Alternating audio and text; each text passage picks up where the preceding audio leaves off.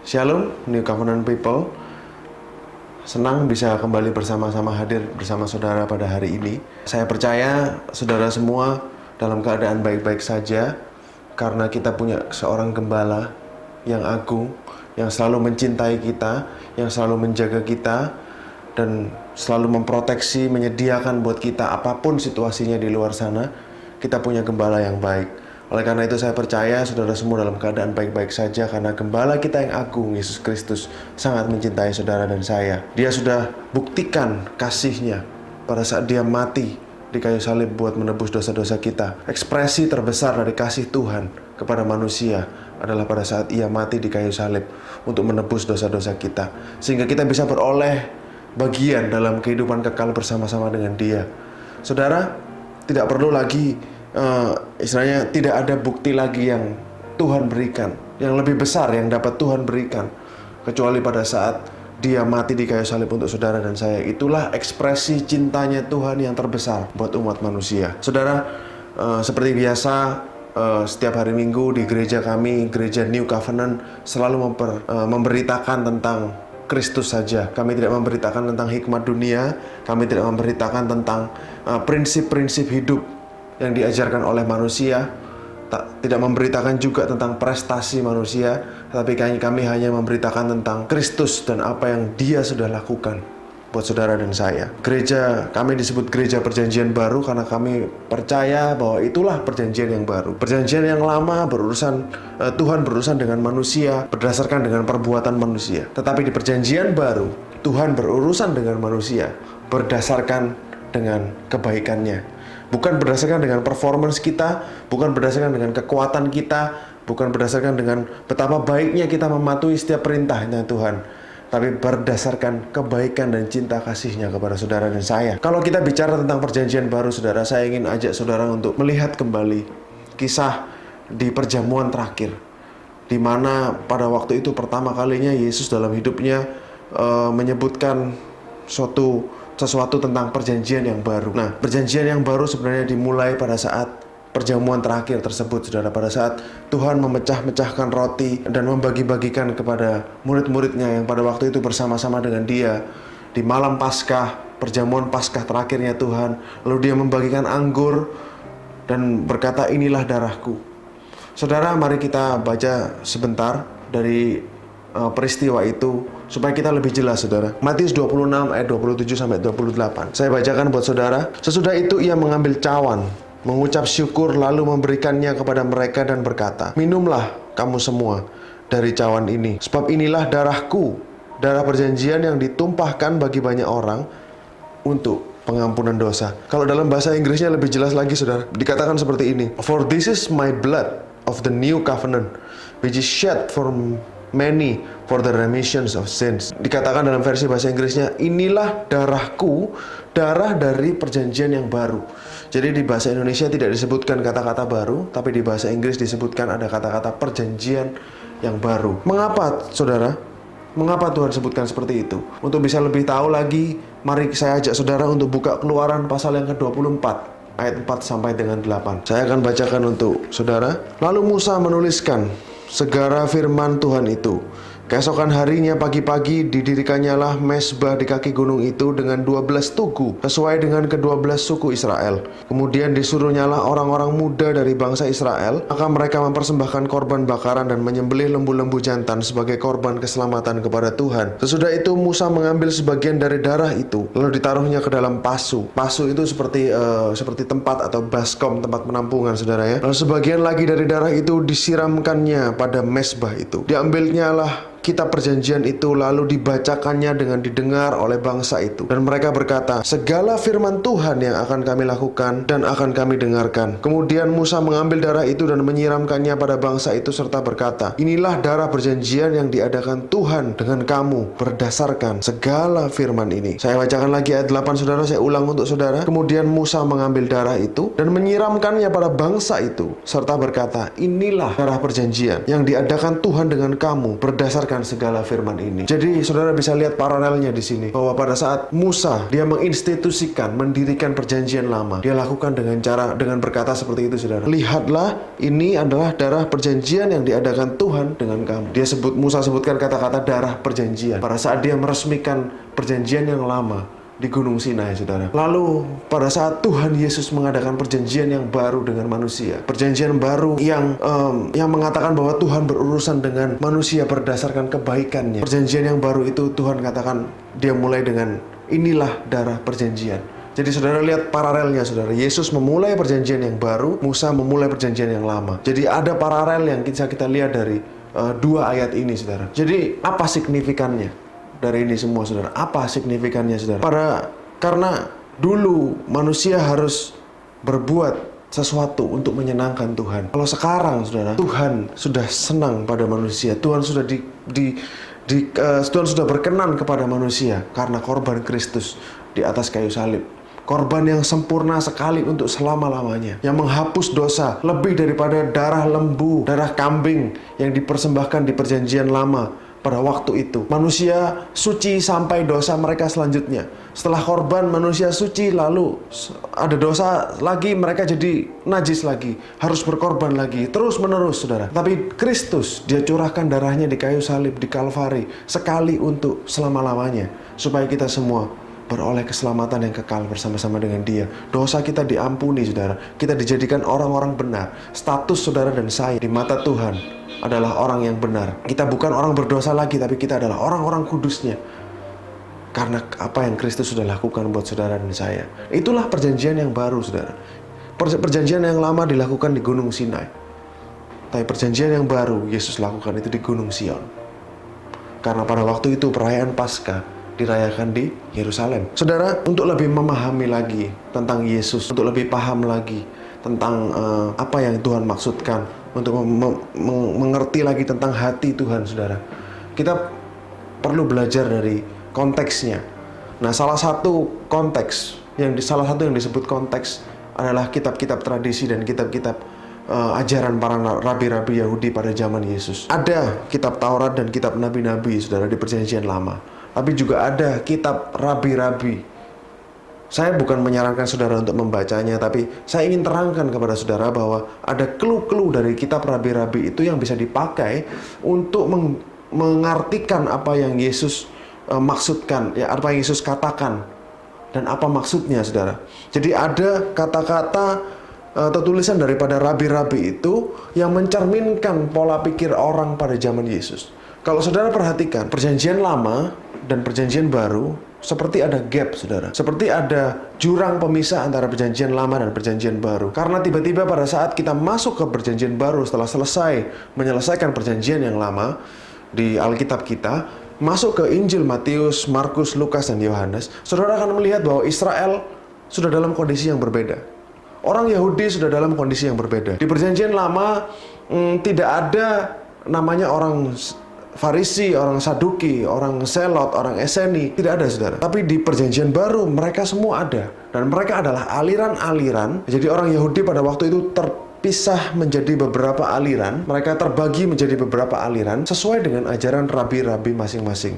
Era di mana Yesus datang ke dunia dan menyelesaikan karyanya selama 33,5 tahun adalah era yang disebut Rabbinic Judaism. Artinya Yudaisme yang banyak ajaran-ajaran dari rabi-rabi. Apa yang rabi-rabi tersebut lakukan? Mereka menginterpretasikan Taurat. Mereka menginterpretasikan hukum Taurat itu sesuai dengan pengertian yang mereka dapat sendiri-sendiri masing-masing. Oleh karena itu sampai mereka terbagi menjadi berbagai macam aliran, saudara. Ini kita tidak temui di perjanjian lama. Jadi antara perjanjian lama, kitab terakhir di perjanjian lama, sampai dengan dimulainya perjanjian baru, ada 400 tahun yang disebut silent years. Jadi tahun-tahun yang sunyi, di mana Tuhan tidak berbicara, di mana tidak ada wahyu atau revelation dari Tuhan. Pada waktu itu biasanya disebut silent years. Nah, pada silent years itu banyak yang terjadi, saudara. 400 tahun bukan waktu yang singkat. Pada waktu di konteks kitab Injil, saudara, pada waktu Yesus ada di bumi, hidup di tanah Israel, pada waktu itu Israel sedang di bawah jajahan Romawi, tapi kita tidak menemukannya di Perjanjian Lama. Jadi ada gap selama 400 tahun itu, banyak yang berubah dari kebudayaan Yahudi. Nah, inilah yang bisa kita pakai, bisa kita ambil, bisa kita selidiki untuk mengerti apa yang menjadi konteks dari perkataan Yesus, apa yang dipikirkan oleh orang-orang yang menjadi pendengar Yesus pada zaman itu, saudara. Contoh lagi, saudara, contoh mudahnya adalah pada zaman Perjanjian Lama tidak ada yang namanya sinagog. Tidak disebutkan adanya sinagog. Tetapi di Perjanjian Baru, di Matius, Markus, Lukas, Yohanes, Yesus mengajar di sinagog. Jadi ada beberapa perbedaan dan ada beberapa hal yang tidak kita temui di Perjanjian Lama, tapi ada di Perjanjian Baru. Jadi ada banyak kitab-kitab tradisi Yahudi, saudara. Saya tidak akan menjelaskan terlalu panjang, tetapi ada beberapa hal yang bisa kita ambil dari kitab-kitab tradisi tersebut yang menunjukkan tentang apa yang sebenarnya Yesus maksudkan. Apa arti dari perbuatan Yesus? Apa yang Yesus lakukan, maksudnya apa?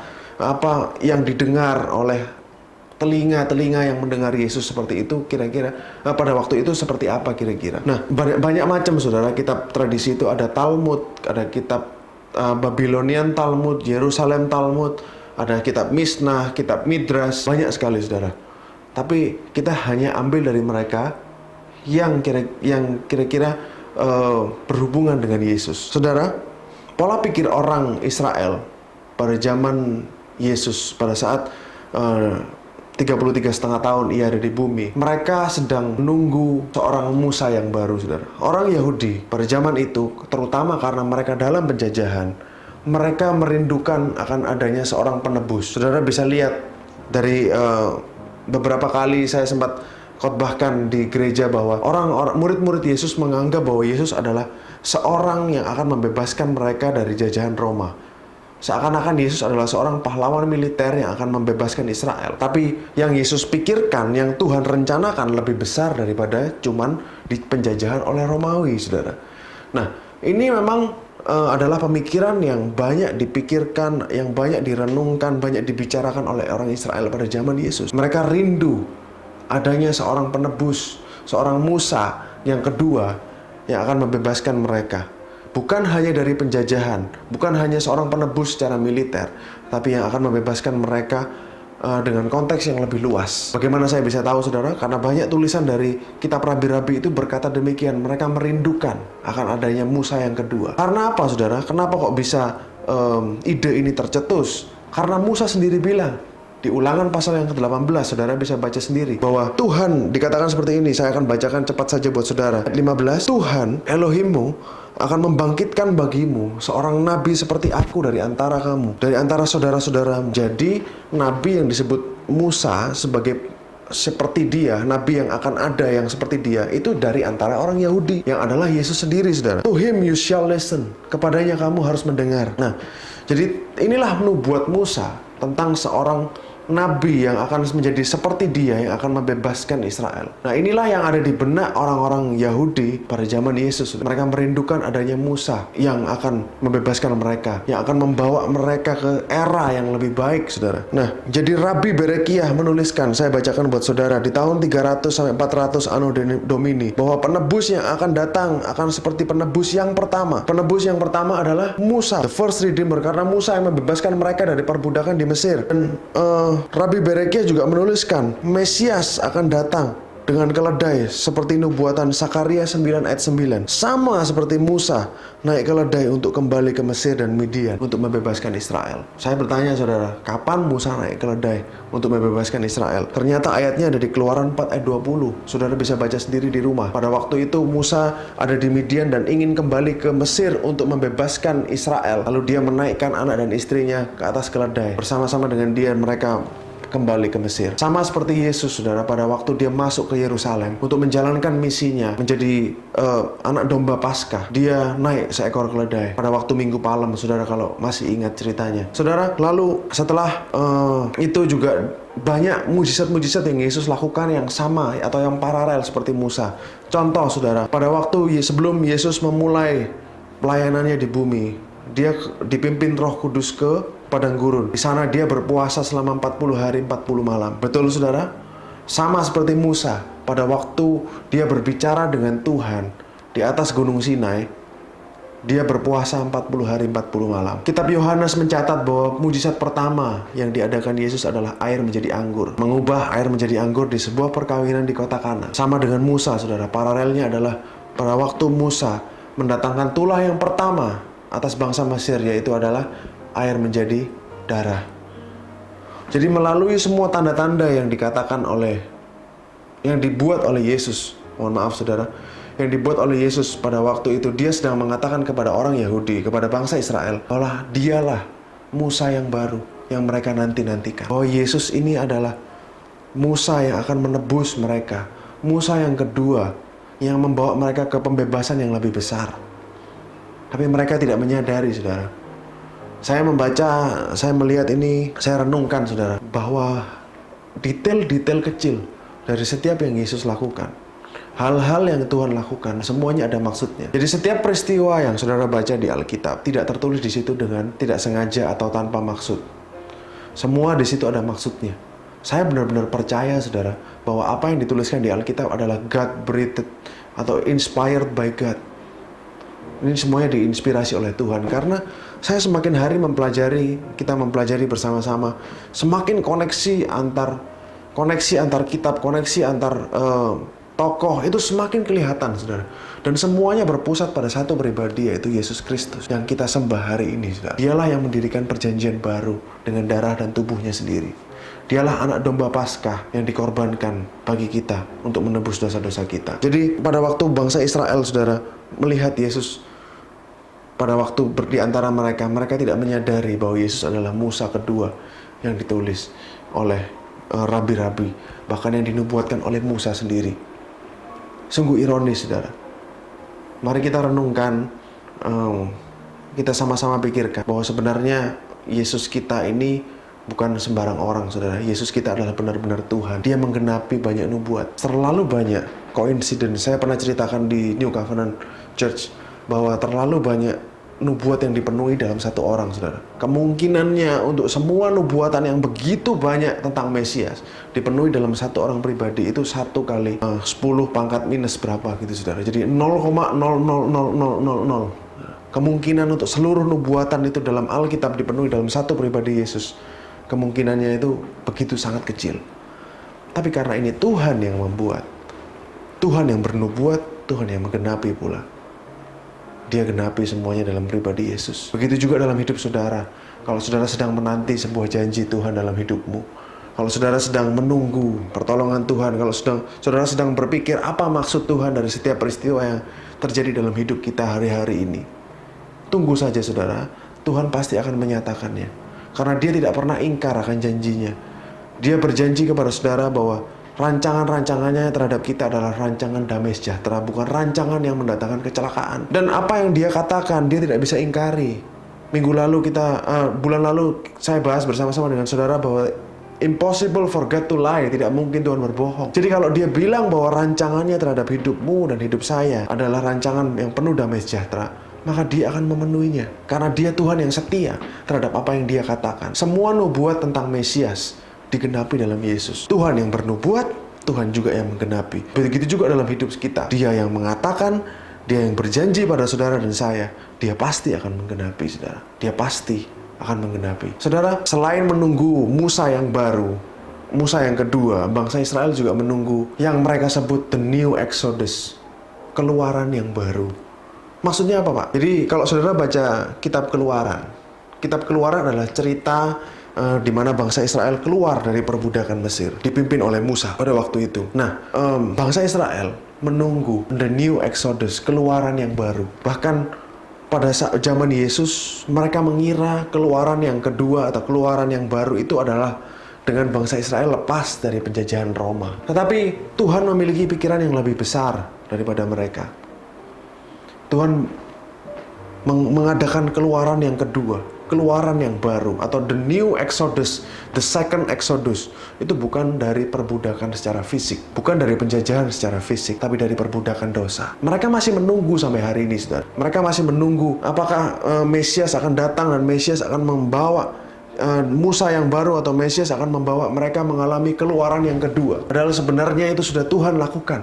Pada saat dia mati di atas kayu salib, dia membebaskan kita yang percaya kepadanya dari belenggu dan perbudakan dosa yang jauh lebih parah daripada perbudakan yang bisa dilakukan oleh Firaun di Mesir. Daripada perbudakan apapun yang bisa manusia lakukan, Tuhan membebaskan saudara dan saya dari perbudakan dosa.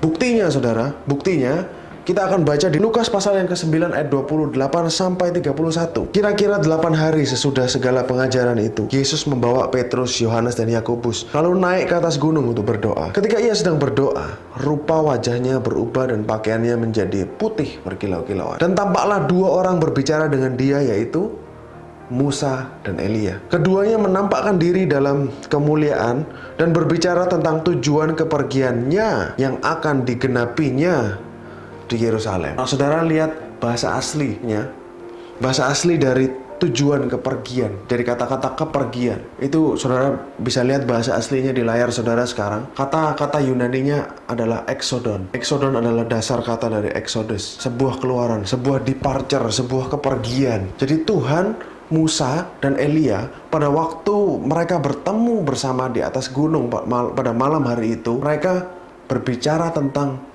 the new exodus yang akan dibawa oleh Yesus.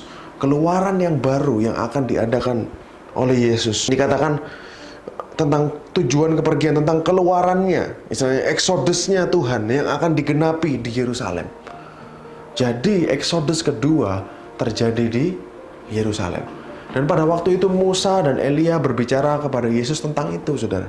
Mereka bercakap-cakap tentang Yesus, tentang apa yang akan dia lakukan di Yerusalem, bagaimana dia akan mati di Yerusalem untuk menebus dosa-dosa manusia dan membawa era Exodus yang baru, di mana manusia sudah dibebaskan dari kutuk dosa, dari perbudakan dosa, dan hidup di bawah kasih karunia dalam perjanjian yang baru. Sungguh luar biasa, saudara, bahwa sebenarnya the new Exodus sudah terjadi. Bangsa Israel masih menunggu the new Exodus. Tapi sebenarnya Exodus yang kedua sudah digenapi oleh Yesus pada saat dia mati di atas kayu salib dan membebaskan kita dari kutuk dosa. Kenapa bangsa Israel masih menunggu Exodus lagi? Kenapa mereka masih menunggu suatu keluaran lagi, saudara? Karena ini ada nubuat di kitab 2 Samuel. Saya akan saudara baca bersama 2 Samuel 7 ayat 10. Nabi Nathan bernubuat, saudara. Aku menentukan tempat bagi umatku Israel dan menanamkannya sehingga ia dapat diam di tempatnya sendiri dengan tidak lagi dikejutkan dan tidak pula ditindas oleh orang-orang lalim seperti dahulu. Kalau dalam bahasa Inggris dikatakan, moreover I will appoint a place for my people Israel. Jadi orang Israel berharap akan janji ini, saudara, bahwa Tuhan akan membawa mereka ke suatu tempat yang baru, di mana ada suatu ketenangan dan dia tidak dikejutkan lagi dan tidak ditindas lagi. Kalau saudara pikirkan, pada waktu itu bangsa Israel ini sudah berada di tanah perjanjian, saudara. Mereka sudah berada di tanah Kanaan. Mengapa Nabi Nathan masih menubuatkan tentang suatu tempat di mana tidak ada lagi tindasan atau tidak ada lagi suatu yang mengejutkan mereka, di mana ada ketenangan, damai sejahtera buat seluruh bangsa Israel? Why, saudara? Kenapa? Nabi Yesaya pun mengatakan hal yang sama. Yesaya 65 ayat 17 sampai 18. Saya akan membacakan buat saudara. Sebab sesungguhnya aku menciptakan langit yang baru dan bumi yang baru. Hal-hal yang dahulu tidak akan diingat lagi dan tidak akan timbul lagi dalam hati. Tetapi bergiranglah dan bersorak-sorak untuk selama-lamanya atas apa yang kuciptakan, sebab sesungguhnya aku menciptakan Yerusalem penuh sorak-sorak dan penduduknya penuh kegirangan. Nabi Yesaya pun juga berjanji bahwa akan ada langit yang baru dan bumi yang baru. Inilah yang mereka nantikan, saudara. Inilah yang kita juga hari ini nantikan, bahwa Tuhan akan datang dan menjemput kita, dan akhirnya kita akan hidup bersama-sama dengan Dia di surga yang mulia, di Yerusalem yang baru, bahwa Tuhan akan menciptakan segalanya dan Dia akan membuat segalanya baru. Itu yang dirindukan oleh bangsa Israel, dan itu juga yang kita rindukan, the redemption of our body, penebusan dari tubuh kita. Hari ini, saudara dan saya sudah ditebus oleh darah Kristus. Secara roh kita sudah suci. Bagian kita adalah surga pada saat kita pergi bersama-sama dengan Tuhan nanti. Tapi bangsa Israel menunggu juga sama seperti kita. Mereka menunggu suatu tempat yang baru di mana Mesias akan membuat segalanya baru. Saudara, kita sedang dalam perjalanan menuju ke sana juga. Kita sedang dalam perjalanan menuju tanah perjanjian yang baru, yaitu surga yang mulia. Hidup bersama-sama dengan Kristus selama-lamanya. Dan kita menunggu surga, kita menunggu langit yang baru, bumi yang baru. Hai bangsa Israel menunggu tanpa kepastian. Tetapi kita hari ini sebagai orang-orang yang percaya kepada Yesus, kita tahu itu sudah pasti jadi bagian kita. Sudah menjadi milik kita. Tapi bangsa Israel mereka belum, saudara. Mereka masih dihantui ketidakpastian. Mereka harus hidup benar. Mereka harus melakukan hidup, melakukan hukum. Mereka harus lakukan A, B, C, D, saudara. Tetapi kita hari ini, kita sudah tahu pasti bahwa surga adalah bagian kita. Bahwa tanah perjanjian yang baru itu suatu saat nanti kita akan ada di sana. Dan jaminan itu pasti karena ada Roh Kudus yang memeteraikan roh kita bersama-sama dengan Tuhan. Saudara, kalau kita gali lagi lebih dalam Alkitab ini, saudara, banyak hal yang belum kita mengerti, banyak hal yang mungkin belum pernah kita lihat seperti ini, saudara. Bahwa sebenarnya segala yang dilakukan Yesus, segala yang dilakukan Kristus pada hidupnya di bumi, semua ada maksudnya, saudara. Lalu dia juga dia menggenapi janji-janjinya yang dia nubuatkan melalui para nabi-nabi dalam kehidupan Yesus. Saudara, pada perjanjian Paskah, pada saat perjanjian baru, Paskah yang baru, bangsa Israel pada waktu di tanah Mesir, mereka diperintahkan oleh Tuhan untuk membunuh domba Paskah itu, menyembelih domba Paskah itu, lalu mencurahkan darahnya, lalu mengoleskan pada ambang-ambang pintu, saudara. Tapi itu tidak berakhir di sana. Stage terakhir atau order terakhir atau perintah terakhir yang harus dilaksanakan oleh orang Israel adalah mereka harus makan dari domba yang sudah mereka sembelih pada waktu itu. Mereka harus makan. Disebutkan kalau saudara baca di Keluaran 12 ayat 7-11. Kata-kata makan, kamu harus makan, kamu harus makan. Itu disebutkan Tuhan 5 kali. Jadi perintah ini penting, saudara, agar mereka benar-benar memakan korban itu. Saudara, bagi kita orang Kristen, kita nggak pernah mengalami perjamuan Paskah secara aslinya seperti yang mereka alami, saudara. Dan makanya kita sering lupa, kita sering melewatkan perintah yang terakhir ini, bahwa kita disuruh makan anak domba yang telah disembelih itu, saudara. Nah, apa signifikannya, Pak, buat kita? Seperti saya katakan tadi, bahwa segala sesuatu ini diadakan, semuanya berpusat pada Kristus. Pada saat Kristus di perjamuan terakhir, dia katakan, inilah tubuhku, inilah darahku, makanlah, minumlah. Itu dia karena dia tahu bahwa dirinya adalah domba Paskah yang akan disembelih untuk perjanjian yang baru ini, untuk sebagai ratifikasi dari perjanjian yang baru ini. Dia adalah domba Paskah yang baru. Saudara, make sense, sangat masuk akal kalau kita lihat dari konteksnya pada zaman itu, saudara, bahwa sebetulnya anak domba Paskah itu harus dimakan. Sama seperti kalau kita percaya bahwa Yesus adalah anak domba Elohim yang diutus untuk menghapus dosa dunia, kita juga harus makan dari dia. Bagaimana, Pak, penjelasannya? Bagaimana maksudnya, saudara? Makan dari Yesus, saya akan jelaskan lebih panjang lagi tentang makan tubuh dan darah Kristus di kesempatan berikutnya. Tapi secara singkat saya ingin buka kepada saudara bahwa sebenarnya tubuh dan darah Kristus yang saudara makan, roti dan anggur, kalau saudara berpikir itu adalah tubuh dan darah Yesus sebelum dia dibangkitkan, saudara salah. Karena kalau saudara baca khotbah Yesus di Yohanes 6, saudara akan jelas mengetahui bahwa sebenarnya yang konteks omongan Tuhan adalah dalam roh. Jadi tubuh dan darah Yesus yang saudara makan pada saat saudara perjamuan kudus adalah tubuhnya yang sudah dimuliakan. Bukan lagi tubuhnya yang fana, yang di dunia ini, tapi tubuhnya setelah Yesus dibangkitkan dalam kemuliaan dari kematian. Itulah tubuh dan darah Kristus yang saudara makan, yang saudara konsumsi, yang saudara imani, yang saudara percaya bahwa itu adalah tubuh dan darah Kristus pada saat setiap kali saudara perjamuan kudus. Jadi jangan saudara lagi berpikir bahwa bagaimana bisa, apakah itu sesuai dengan hukum minum darah, apakah itu bukankah itu kanibalisme, makan daging. Seringkali orang-orang di luar kekristenan sering menyerang kita dengan seperti itu, saudara. Tapi mereka tidak mengerti bahwa Yesus adalah anak domba Paskah. Dan kalau mereka bertanya seperti itu, itulah adalah karena pikiran mereka masih pikiran yang fana. Tetapi Kristus, saudara, tapi dalam arti aslinya, sebenarnya perjamuan kudus itu adalah berbicara tentang tubuhnya yang sudah dimuliakan, berbicara tentang roh. Karena tubuh yang Yesus yang sudah dimuliakan, dia sudah tidak dibatasi dengan keterbatasan manusia. Mungkin ini yang terbaik sementara yang saya bisa jelaskan kepada saudara. Nanti saya akan jelaskan lagi di kesempatan berikutnya. Tapi yang saya ingin saudara tahu bahwa ada kuasa dalam perjamuan kudus. Tuhan katakan, do this in the remembrance of me. Lakukan ini sebagai peringatan akan aku.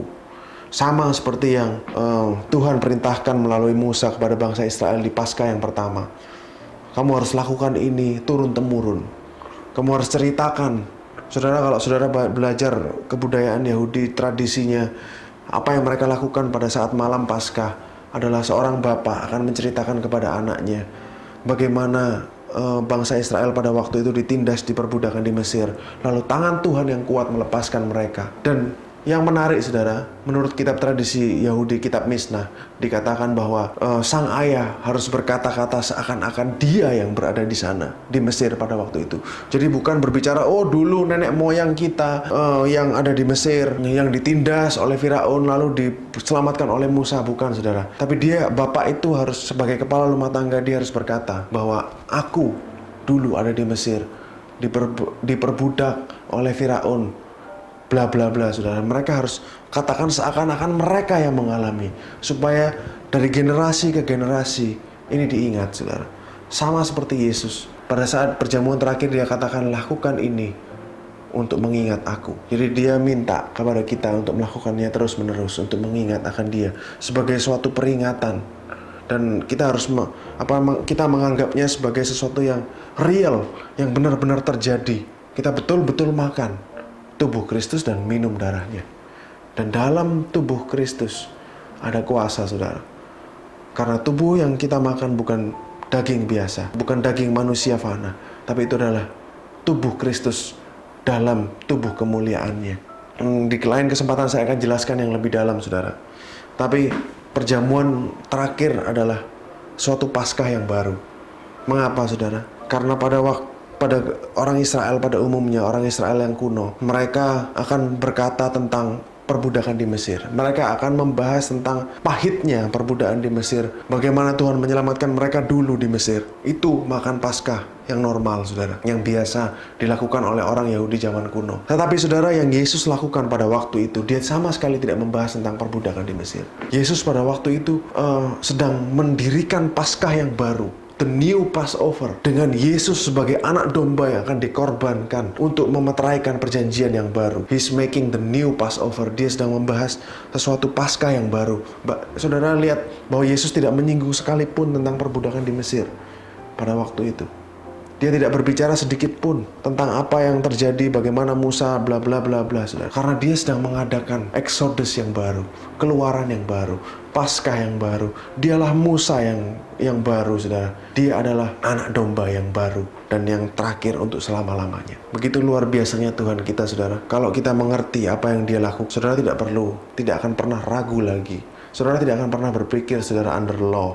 Tidak akan ada yang bisa membawa saudara kembali ke perjanjian yang lama lagi. Karena saudara sudah tahu bahwa apa yang Yesus lakukan pada saat dia mati dan bangkit, itu adalah Tuhan sedang mengadakan perjanjian yang baru. Tuhan sedang mengadakan perjanjian yang benar-benar baru dengan umat manusia. Dan inilah tempat di mana kita hidup sekarang, saudara. Jadi saudara jangan mau dibohongi iblis lagi untuk kembali ke perjanjian yang lama. We are in the new covenant. Yesus benar-benar sedang mengadakan perjanjian yang baru pada waktu dia mengadakan perjamuan terakhir. Saudara, kalau kita selidiki kitab Mishnah, saya belajar di kitab Mishnah, saudara, ada satu bagian yang berkata bahwa sebenarnya domba itu, kan pada waktu Paskah semua orang harus datang ke Yerusalem untuk membawa korban Paskah, anak domba Paskah mereka. Lalu dipersembahkan kepada imam. Dicatat oleh Josephus Flavius, seorang sejarawan pada sekitar tahun-tahun zaman Yesus hidup. Dalam satu malam Paskah, di bait suci itu ada 250.000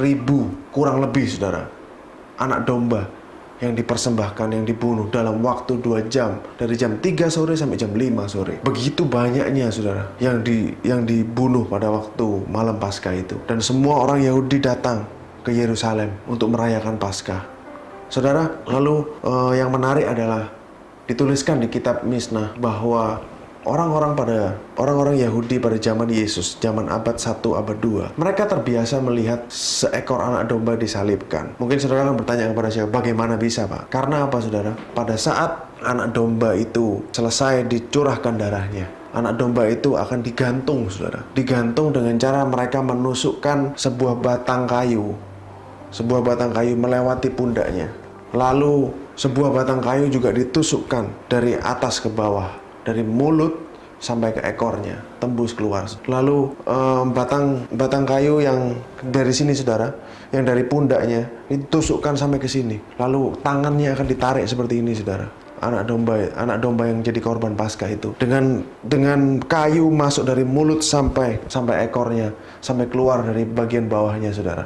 Itu adalah gambaran dari salib. Mengapa mereka lakukan itu, saudara? Mereka lakukan itu untuk menguliti, supaya bisa mengeluarkan jeroannya, saudara. Untuk bisa menguliti, lalu dari situ anak domba itu akan dipanggang. Karena seperti instruksi pada Paskah yang pertama, anak domba Paskah itu harus roasted with fire.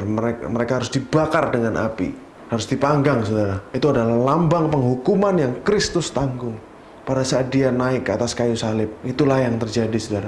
Jadi pada zaman Yesus pun yang sebagai seorang Yahudi yang taat, dia selalu setiap tahun pulang ke Yerusalem untuk merayakan Paskah. Dia pasti melihat pemandangan itu, saudara. Yesus pasti sudah pernah melihat anak domba yang disalibkan. Anak domba yang disalibkan setelah dicurahkan darahnya. Saya akan tampilkan sebuah gambar yang mungkin akan membuat saudara mengerti. Gambar ini, saudara, yang saudara sedang lihat adalah gambar seekor anak domba yang sudah dibuka, dikuliti, dikeluarkan jeroannya, lalu dipanggang. Nah, kurang lebih begini, saudara. Bukankah ini adalah bentuk salib? Jadi Yesus pada waktu dia hidup, dia sudah pernah melihat pemandangan di mana seekor anak domba Paskah disalibkan. Dan dia tahu bahwa suatu saat dialah yang akan menjadi anak domba Paskah yang akan dikorbankan untuk seluruh umat manusia. Sungguh luar biasa, saudara. Sungguh indah Tuhan kita. Semakin kita tahu, semakin kita ingin tahu lebih dalam lagi. Dan saya yakin kalau saudara baca Alkitab, saudara semakin ingin tahu tentang Tuhan, Tuhan akan bukakan revelation demi revelation tentang dirinya. Karena Bapa hanya bisa disenangkan oleh korban Kristus. Dan Bapa senang pada saat kita memuliakan Kristus. Pada saat kita menemukan tentang keindahan anaknya, dia disenangkan. Bapa disenangkan. Karena itu menjadi suatu aroma yang harum di hadapan Tuhan. Saudara, yang terakhir, sebelum saya tutup, perjamuan Paskah. Jadi perayaan Paskah, saudara, selalu diakhiri dengan perjamuan. Mereka selalu makan-makan. Seperti yang saya katakan tadi. Kalau saudara baca di Keluaran pasal yang ke-24, kita baca bersama. Keluaran pasal yang ke-24, ayat 9-11. Dikatakan seperti ini, dan naiklah Musa dengan Harun, Nadab dan Abihu dan 70 orang dari para tua-tua Israel. Lalu mereka melihat Tuhan Israel kakinya berjejak pada sesuatu yang buatannya seperti lantai dari batu nilam, dan yang terangnya seperti langit yang cerah. Tapi kepada pemuka-pemuka orang Israel itu tidaklah diulurkan tangannya. Mereka memandang Tuhan, lalu makan dan minum. Saudara, dikatakan seperti ini bahwa mereka melihat Tuhan Israel. Jadi tua-tua Israel setelah darah perjanjian dicurahkan, disiramkan kepada orang, seperti yang saya ceritakan tadi oleh Musa di kaki Gunung Sinai. Musa dan tua-tua Israel naik ke atas puncak Gunung Sinai. Lalu mereka melihat Tuhan Israel. Dan mereka melihat kakinya berjejak pada batu nilam. Tanah seperti batu nilam, seperti lantai atau pavement dikatakan dalam bahasa Inggrisnya. Dan seperti terbuat dari batu nilam. Boleh saudara lihat bahwa batu nilam itu adalah batu safir, saudara, yang warnanya adalah biru. Makanya dikatakan seperti langit. Saudara akan lihat gambarnya sekarang. Batu safir yang berkilauan itu yang dijejak oleh kaki Tuhan pada waktu dilihat oleh Musa dan tua-tua Israel di atas Gunung Sinai. Lalu dikatakan di situ mereka memandang Tuhan. Lalu mereka makan dan minum. Inilah akhir dari suatu perayaan perjanjian, yaitu mereka makan bersama. Sama seperti Yesus pada waktu dia meresmikan perjanjian yang baru, mereka setelah itu mereka makan bersama, Yesus dan murid-muridnya pada malam Paskah itu. Jadi sesuatu yang luar biasa terjadi, saudara.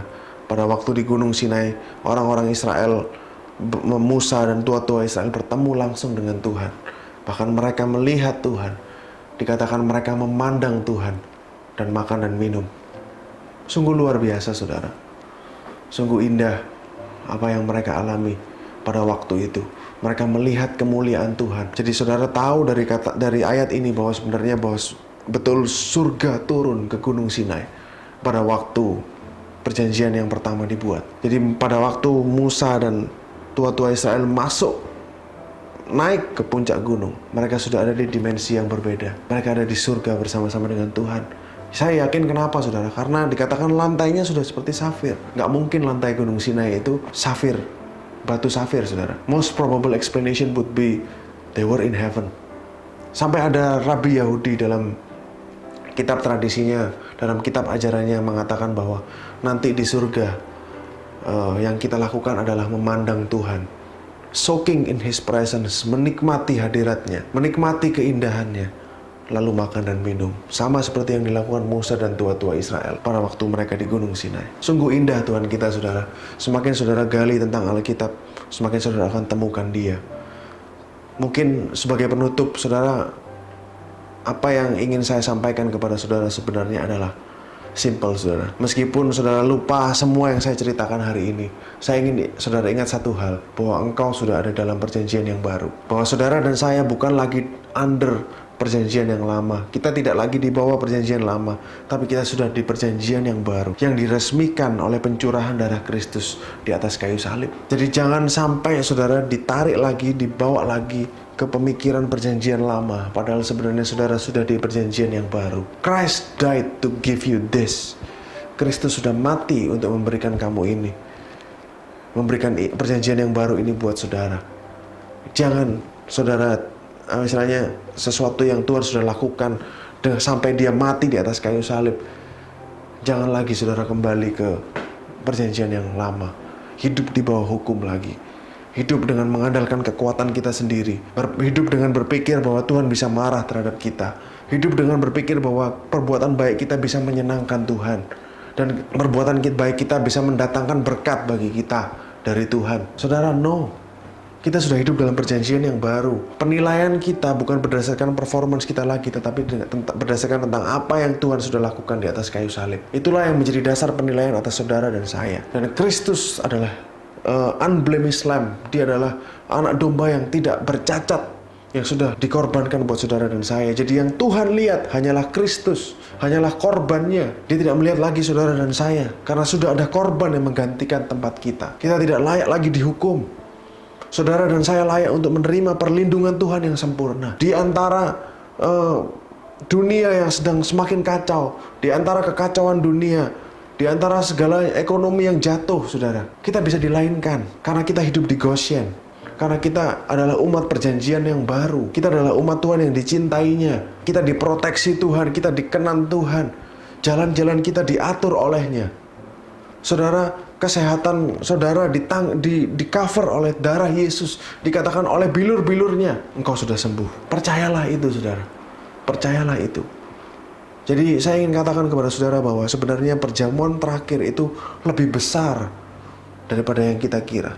Arti dari Last Supper itu lebih besar dari yang kita pernah bayangkan. Sebenarnya banyak sekali background, di konteks di situ yang dibicarakan oleh Yesus. Next, kesempatan selanjutnya saya akan bicarakan tentang bagaimana mana dan bread of the presence atau showbread, roti sajian itu adalah digenapi dalam the Last Supper, dalam perjamuan terakhir. Saya akan bahas nanti saudara, karena terlalu panjang dibahas dalam satu sesi. Jadi, saya ingin saudara tahu, take away dari message hari ini adalah saudara adalah anak-anak yang dicintainya. Saudara adalah umat perjanjian baru.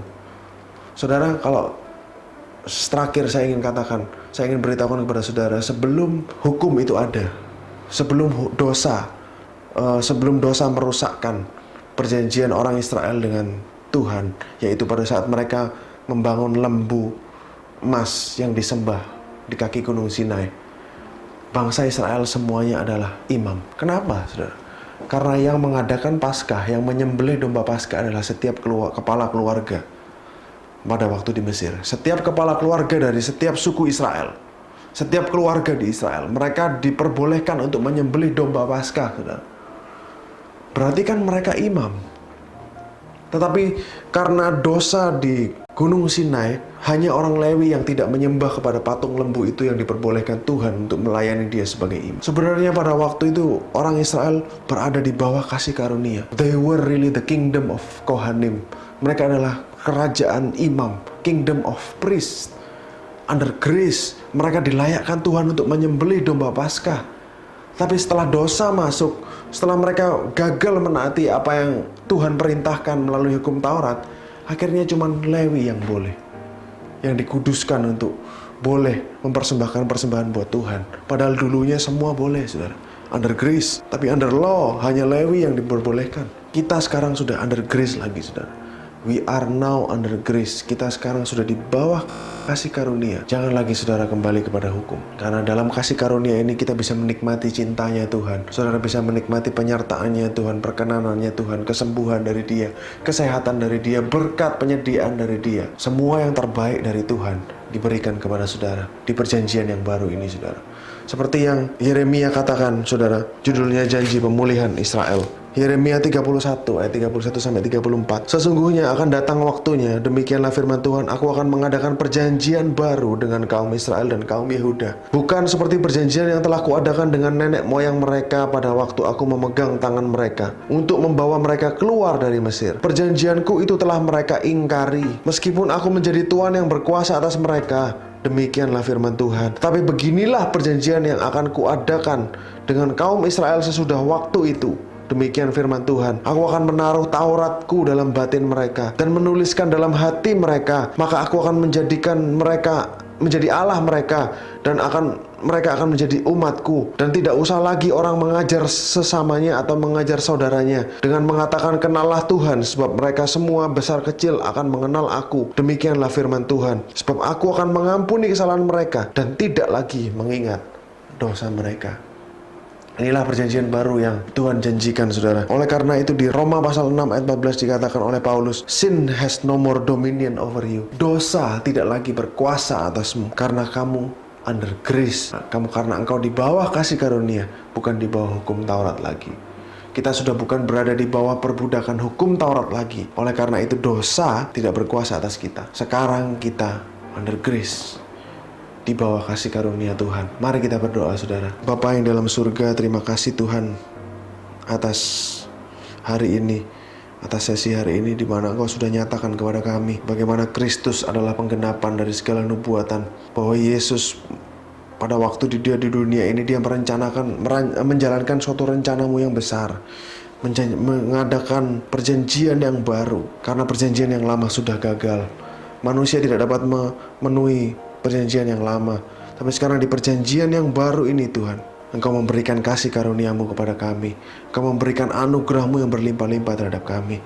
Terima kasih Tuhan atas perjanjian yang baru yang sudah Engkau meteraikan dengan darahmu, darah perjanjianmu. Kami tidak lagi di bawah hukum, kami bukan lagi di bawah perjanjian yang lama. Kami sudah berada di perjanjian yang baru. Di perjanjian yang baru ini Tuhan berada di dalam kami, Tuhan dalam kami, dan Tuhan bersama-sama dengan kami. Tuhan selalu ada untuk kami, dan semua berkat-berkat-Nya diberikan kepada kami karena cintanya yang begitu besar buat kami semua. Terima kasih Tuhan, terima kasih. Aku berdoa buat setiap jemaat-Mu yang mendengar pada hari ini Tuhan, supaya mereka dikuatkan, supaya mereka diteguhkan. Saya terbatas dalam menyampaikan apa yang menjadi isi hati-Mu, tapi Engkau Roh Kudus, Engkau berbicara terus. Engkau berbicara terus dalam hati setiap orang yang mendengar. Berkati mereka Tuhan, lindungi mereka dimanapun mereka berada. Jauhkan dari segala sesuatu yang buruk, sakit, penyakit, virus yang ada di luar sana tidak bisa masuk ke dalam kediaman kami, karena kami adalah orang-orang perjanjian baru. Terima kasih Tuhan, terima kasih Tuhan. Berikan damai sejahtera, sukacita. Kau berkati pekerjaan mereka, Kau berikan kesehatan kepada mereka. Di dalam nama Yesus kami berdoa dan mengucap syukur. Amin.